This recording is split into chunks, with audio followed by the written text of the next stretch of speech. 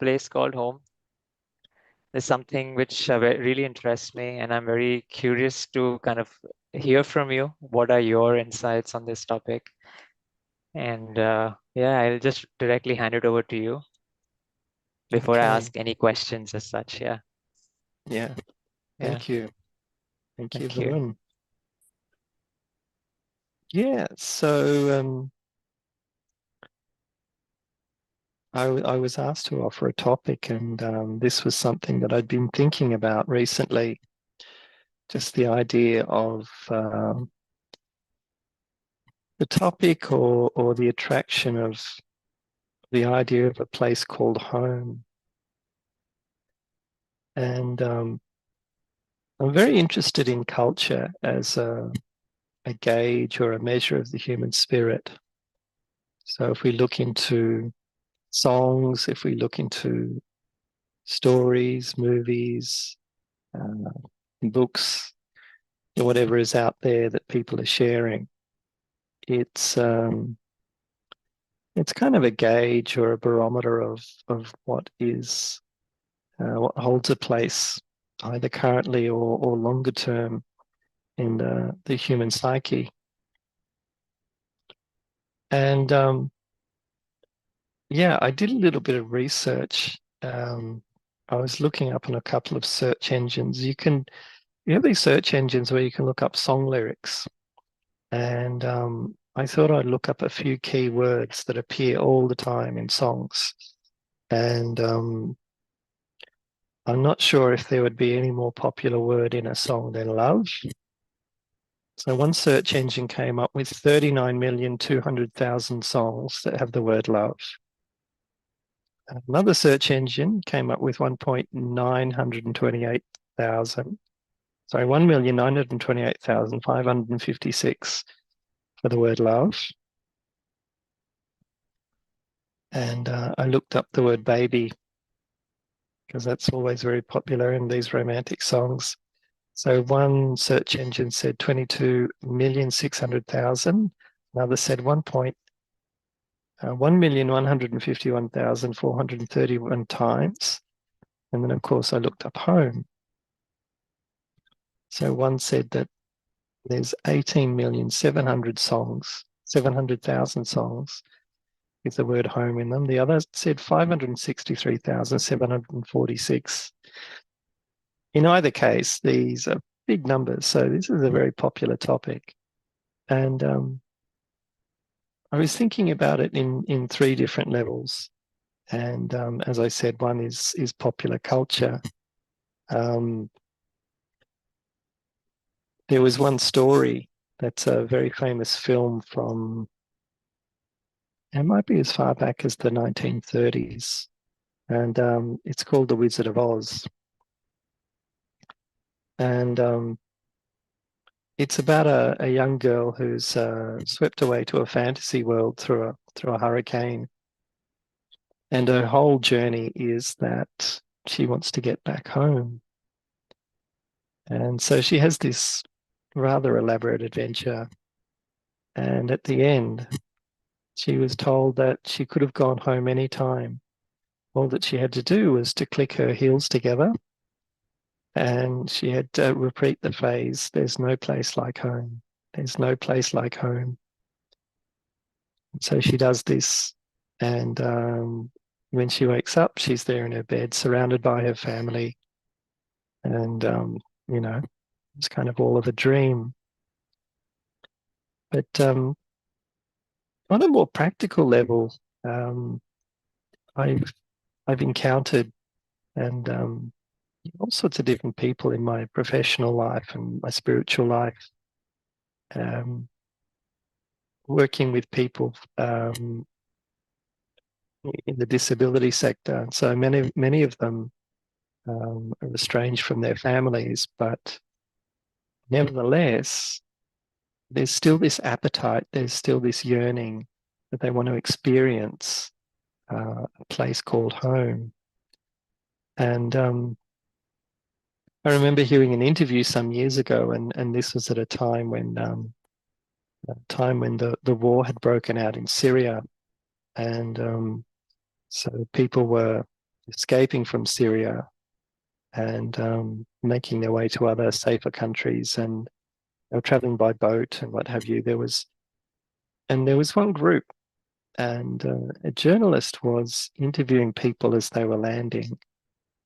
And what really struck me as interesting was there was one group of Syrians who had come and landed in Italy. So they travelled quite a way, and quite a way by boat, a very dangerous, perilous journey. And he asked them, "What did you bring with you?" And one of the fellows said, he went through his pockets and he pulled out his keys to his front door. So even though the country that he'd left behind was, going through war, there was still, his door keys were important because he wanted to go back to this place called home. So we all have a physical home, and we can say quite obviously that home is associated with comfort. Home is associated with a place of safety, a place of hospitality. It's a place where we feel that we belong. And so, yeah, I think it's fairly universal that that there's a place in the human spirit, or we can say in our hearts, or the memory of a place called home. And as I mentioned, we can see these days that the family unit is not as secure and reliable as it once was, but nevertheless, when you talk to people, they will still want or still have that yearning for a place that they can call home. So it's interesting that it may not just be a physical place, but it's a symbolic place. And it's nice to stop and reflect that regardless of all the journeys that people go through, why is there this interest and why is there this appetite for this, if not real place, this symbolic place of what's called home? I think one aspect of home is actually being with myself. And, if you think of the nature of a journey, and so many stories are based around the idea of a journey, that every journey begins at home. Every journey begins at home. So it's a place of origin. And according to the journey, whether we're going down the shops to buy, some milk or or groceries, or even if we're traveling to the other side of the world, even if we were to travel into space, the journey would begin at a place that we call home. And then we move into this journey where, there'll be tests, there'll be trials, there'll be all sorts of dangers and challenges and what have you. But just as the journey commenced when we stepped away from home, similarly, we will say the journey concludes when we return to a place called home. So if you think of your everyday, we wake up in the morning and where do we start? We start with ourselves. And we have the practice that, leading a spiritual life, it's always good to start the day with time by the self and time with the self. I think one of the aspects of meditation is that we're free from the noise, we're free from our busyness, our to-do list, and we have some space just to be with ourselves. And so this is a place of comfort, this is a place of safety, this is a place of peace. When I entertain my own company and I've got time to listen to my thoughts, time to hear my feelings, and I make some space for that. And if I do that at the beginning of the day, I've set a nice foundation. And then similarly, at the end of the day, it's a good idea to come back to the self. So once again, have some quiet time at the end of the day when we set aside all of our busyness, all of our tasks of things to do. And in between, the journey of the day can be such that we are so engrossed in events, so engrossed in the demands of relationships, the demands of work, whatever our job calls upon us to do. Here, I'm engaged in helping run a kitchen and a dining room, so it can be really, really very task oriented. And it's almost like that we forget ourselves, we step away from ourselves, and we become very, very externalized. And so the essential self, the spirit or the soul, is forgotten at that time. And what takes precedent is just getting things done. So, yeah, I think it matches up nicely in this idea of returning back to the self is a bit like coming home. And least of all, or certainly not last, there's the aspect, the deeper spiritual aspect.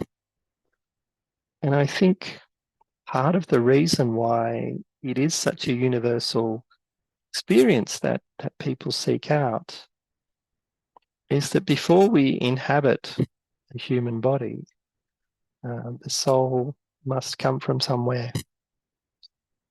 And if we look at these train of logic in terms of where any journey begins, any journey commences from departing from the home. So perhaps the world that we live in is we're all travelers, and this is the place where we travel. So that would suggest that we start from our home. And what we understand in the spiritual context is that the home of all souls is the world of souls. And similarly, just as any journey begins leaving the home, and the journey will conclude when we return to the home, I think this similarly applies to the journey of the soul, that we have come here from a spiritual home. And in that place, there's the experience of deep, deep peace. And I've had a look recently. There's some quite outstanding commentaries, excuse me, the words escape me, but some on YouTube, you'll find some clips about people who have had near-death experiences.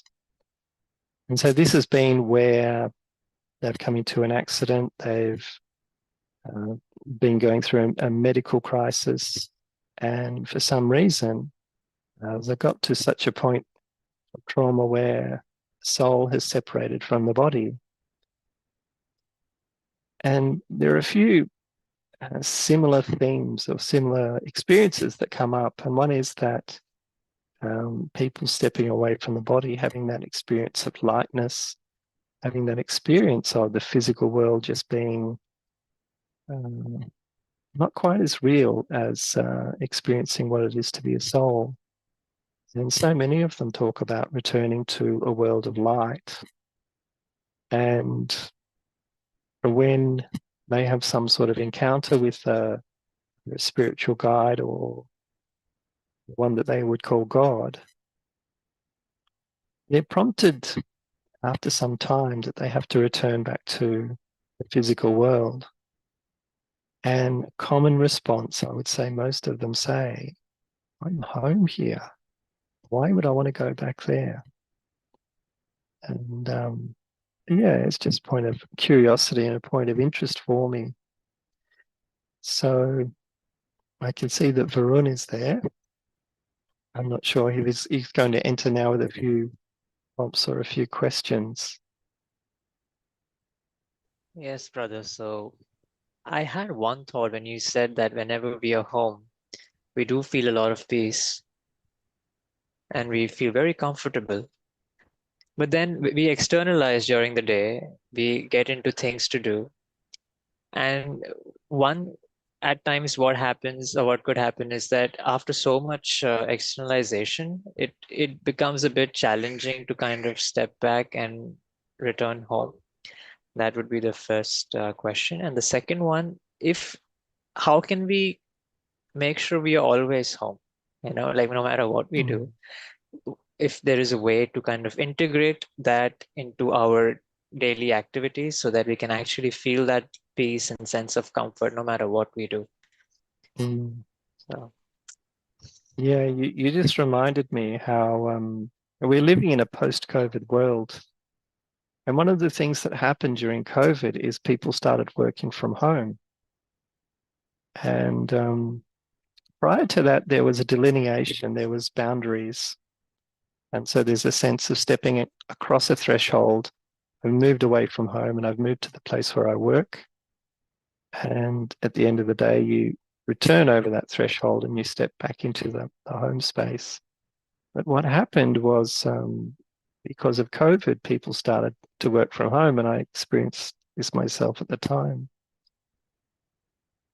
And you can see the value of boundaries because once the boundaries are broken and once the boundaries are blurred, where's the place of respite? Where's the place of comfort? Where's the place of peace that I can recharge? And, where is that externalized place? And they kind of get quite mixed up. So it's a good question.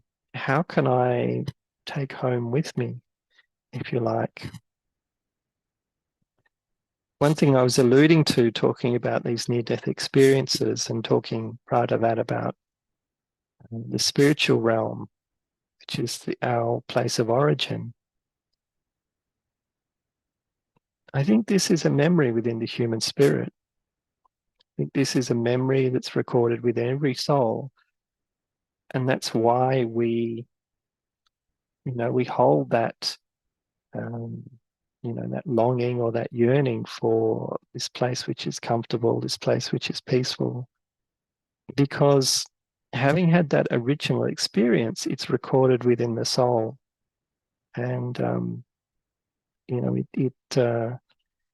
it guides us back there as well because we have the feeling that we'd like to someday return home, a bit like the refugee with his front door keys. So, given that the home of the soul is a non-physical place, it's not a question of hopping in a car, hopping in a plane, hopping in a spaceship. It's a question of returning there by virtue of traveling with my mind. And so, through the practice of meditation, what we can learn to do is to step away from the busyness, step away from the world around us, which can be so engaging, and step inside into that quiet space within the self. And through a journey of thought, just as I might remember my front door, I can visualize it. And with that comes all the memories and evokes all sorts of feelings about home. If I can visualize and start to imagine the original home, another name is nirvana, or a more applicable name to the Indian context is Paramdam, the supreme world. And so if I can travel there with my mind and just for a short time disengage from all the sensory activity, everything that's going on around me, I just step back to the self and take myself to that world of silence. And just by that quality of removing my attention from everything that's busy and agitating and just coming back to a place that is absolutely calm and absolutely peaceful. It has a very first calming, but I think also a rejuvenating effect. Does that answer your question, Varun? Yeah, so basically it's like to get our mind to at rest to that one thought of being home Yeah. periodically. That is what will kind of Yes. allow us to experience that Well, it's a process. bit like, if there's a holiday place, or if you are away from home, just spending a few moments to think about your home. It does, Mm-hmm. Yeah. bring you some calmness. It, brings you some peace. Yeah. And in your experience, does acceptance or terms like surrender kind of assist us in this journey? Yeah, in terms of acceptance and surrender, yeah, if there's something that I need to accept, it means that there's some sort of, it mightn't be overt, but some sort of conflict is happening. Mm. And, I think of acceptance as being very much an antidote to frustration or anger. Often we're in a situation and we can't reconcile, why is this happening? Mm-hmm. But really, it's a question of time. It's a matter of time that I will reach a point of acceptance, whether it's in 5 minutes or 5 years, or it's just a question of coming to a point of realization that maybe not for a reason I can understand or enjoy or appreciate, but this is happening for a reason. And I find when there's that conflict, I'm pushing against the situation. And you can imagine if you're pushing against something, there's no sense of progress. There's no sense of flow. Yeah. You're just holding your ground and exerting energy against that. Whereas the moment you accept something, Mm-hmm. it can pass you by and you can keep moving. Mm-hmm. Yeah.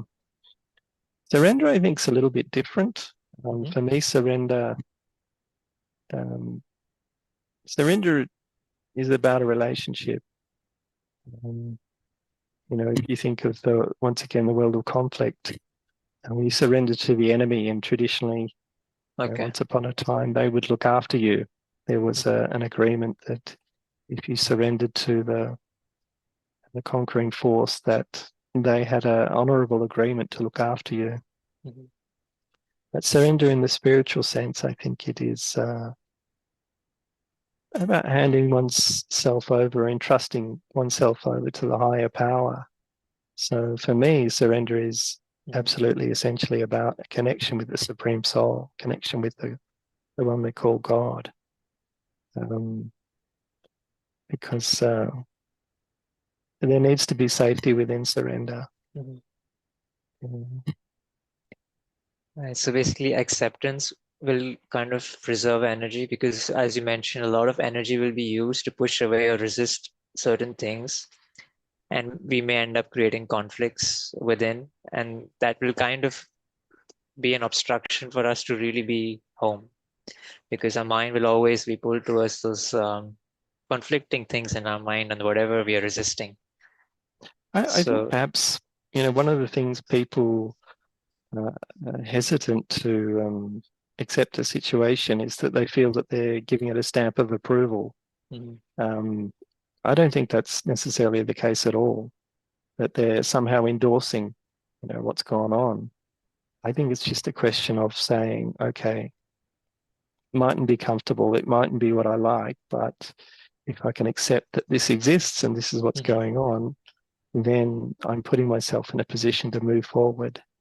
yeah, Um, it's a bit like standing with a rock in your path, and rather than arguing with the rock and why is it here? What can I do about this rock? Someone give me some yeah. dynamite. Give me a bulldozer. I got to move this rock. I just get to a point where I say, well, the rock's there. Okay, let me walk around it. Mm. And then it's behind me. Yeah. Perfect, brother. So can we spend a few minutes perhaps on meditation or contemplation now? Okay, that'll Yeah. be lovely. Yeah. Okay, so just taking a deep breath, sitting quietly, sitting relaxed. And the point on the screen before me is really just a place to rest my eyes.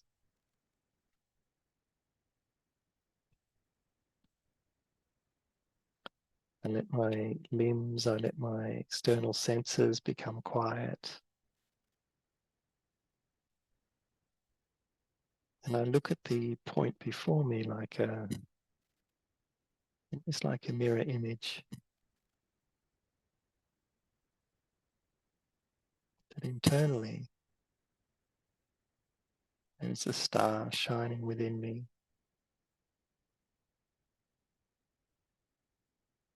This is my intelligence, the one who thinks, the one who feels.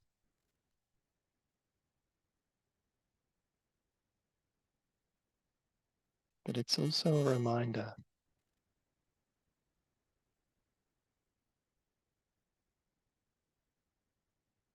It's a reminder of my original home.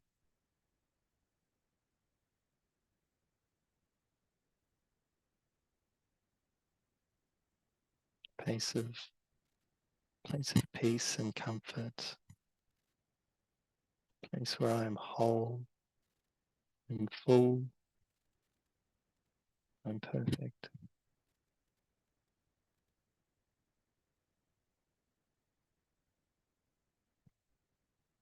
And understanding that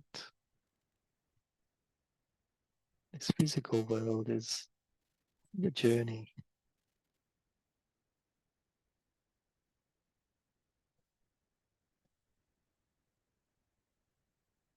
And one day the journey will conclude with me returning back to that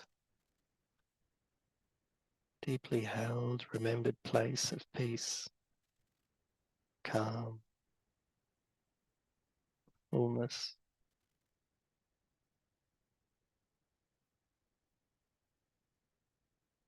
Something that is full, is complete, perfect.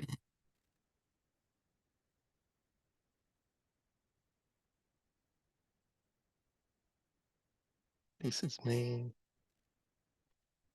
in my home.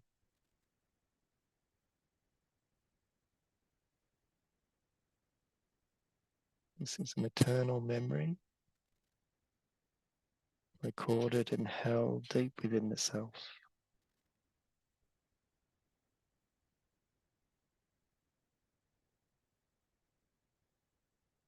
Take the time throughout the day, just a moment here and there,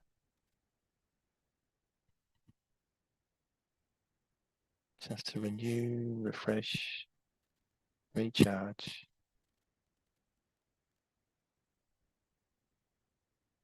coming back to my original self, my original condition, in my original home.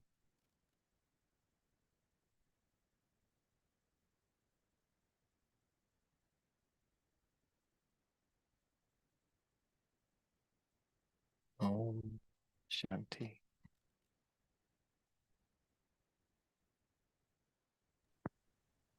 Yeah. Thank you so much, brother. No, thank So, you. yeah. It's been lovely to be able to share with you. Yeah, it was lovely to hear your words. So basically, it's about remembering home, remembering where we come from, who we are, and making sure we do not create any conflicts which throws us out of balance, which may create obstructions for us remembering home. Yeah. So, But I yeah. think it's just nice to entertain an idea. Mhm.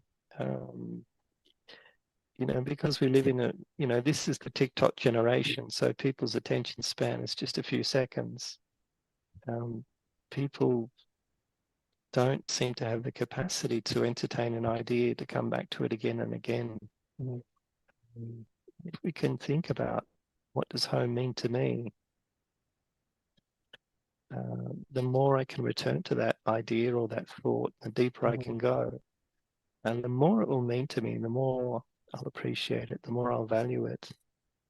And yeah, it'll be more than just the idea of a nice house with a nice garden and that kind of thing. Perfect. Cool. Thank Okay. you so much, Radha. Thank you. Okay.